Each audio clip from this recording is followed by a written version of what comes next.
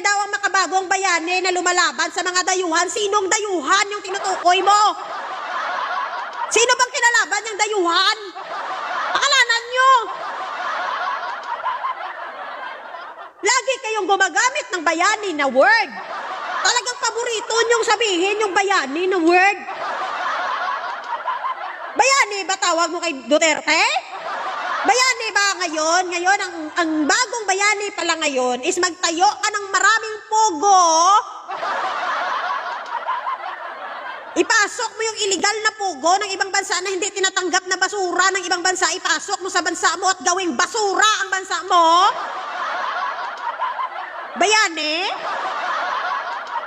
Bayani ba yung maraming namatay ng administrasyon niya? Hindi lang isa, hindi lang dalawa. Libo-libong buhay ng mahihirap na Pilipino ang nawala.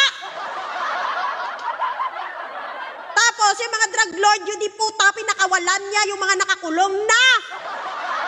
Yung mga Chinese drug lord sa Bilibid, pinalaya, animal.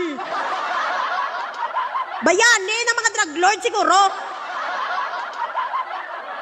Matatawag mo ba siyang bayani kung siya mismo niloko ang Pilipino na sabi niya mag-ungot siya doon ng flag ng Pilipinas sa West Philippine Sea at sabihin, atin ang West Philippine Sea. Pero anong ginawa niya? Niloko niya yung Pilipino. Niloko niya tayong lahat. Binudol niya tayo. Gusto niyang ibigay sa China ang dapat sa Pilipinas.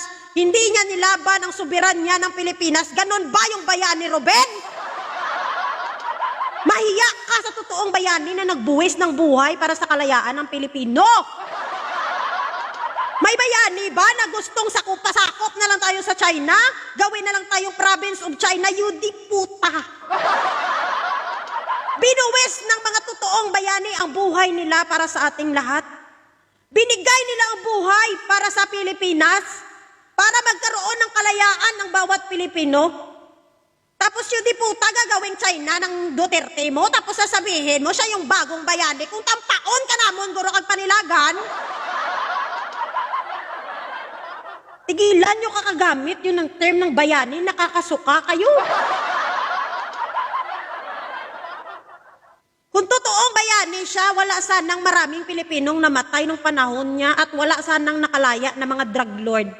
Kung totoong bayani siya, sana inuna niya yung kapakanan ng mga Pilipino, nilaban niya yung soberanya ng Pilipinas. Kung totoong bayani siya, sana hindi niya tayo niloko. Animal kayo, tigilan yung mga bayani nyo nung isang araw, yung mga labubo nyo nagrally, puro din bayani din ang tawag sa sarili. Animal man sila man. Kayo lang nagsiself-proclaim na bayani, kayo yung totoong salot sa bansang Pilipinas.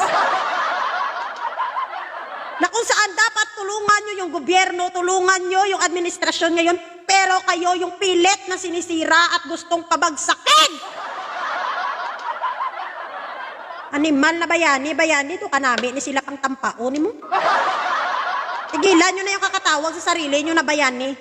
Hindi kayo bayani kasi wala kayong totoong malasakit sa bansa. Wala kayong pagmamahal sa bansa.